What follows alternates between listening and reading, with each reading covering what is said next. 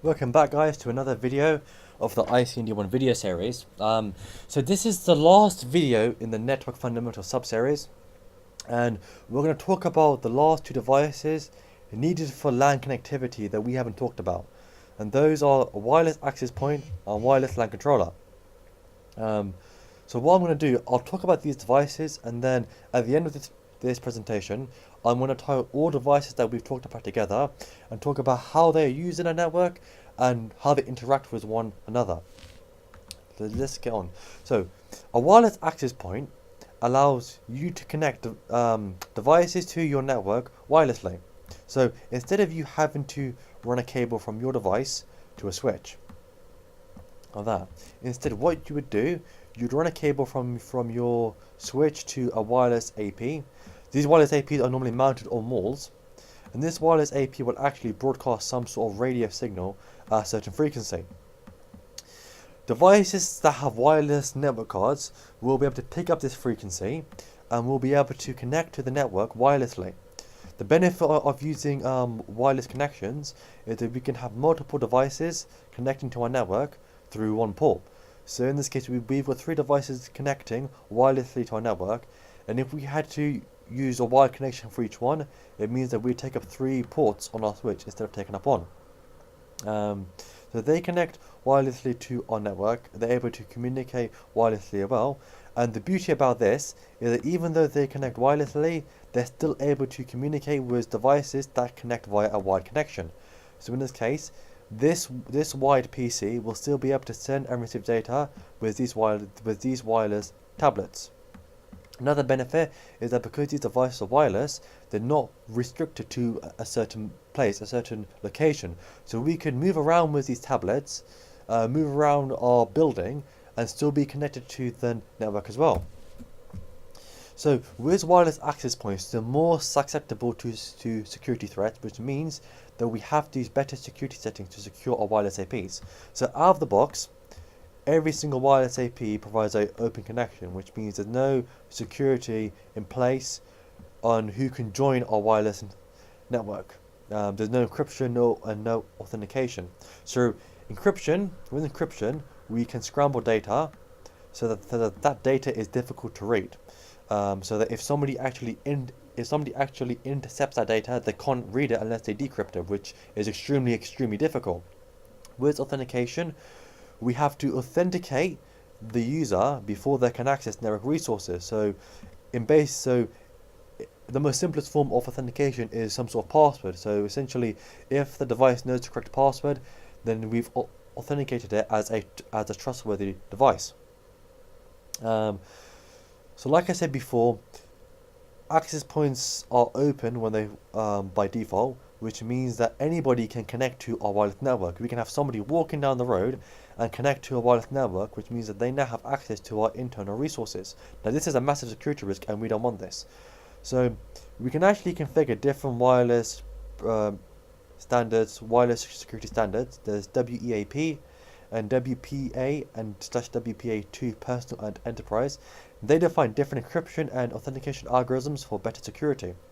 So as an example, with WPA2 personal, the authentication is a difficult to guess password, which before a device can join our wireless network, the device has to enter that password to authenticate itself to our wireless access point. The encryption is AES 128, which is very secure and a very powerful encryption and very difficult to break. Now we would give our wireless access points SSIDs. SSIDs are the names of the wireless network, and we would use a difficult to guess SSID so that somebody who's not part of our business can't guess what the name of our wireless network is. So don't give your wireless network a name like Cisco or 123. And we don't want to broadcast our SSIDs. So if somebody can get hold of the name of our wireless network, they'll be able to try numerous attempts to try and guess the password that they can use to access our network. So by not broadcasting our SSID, it means that they won't know that our wireless network exists, which means that they can't connect to it. Now, the wireless bands define the different frequencies that the wireless AP transmits at.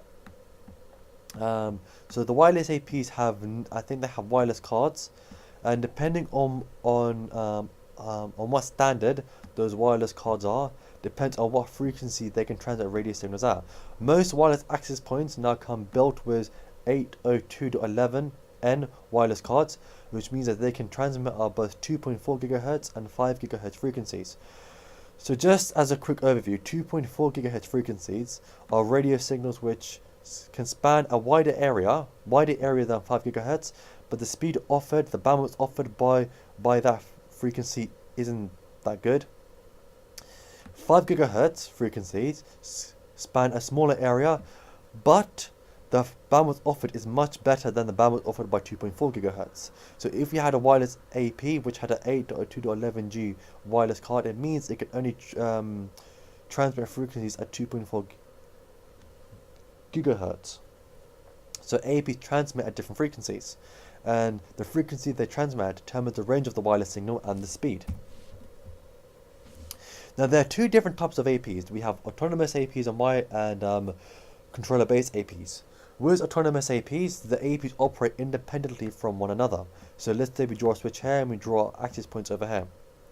The access points, even though these access points connect to the same switch and connect to the same network, they won't know anything about each other. They operate individually.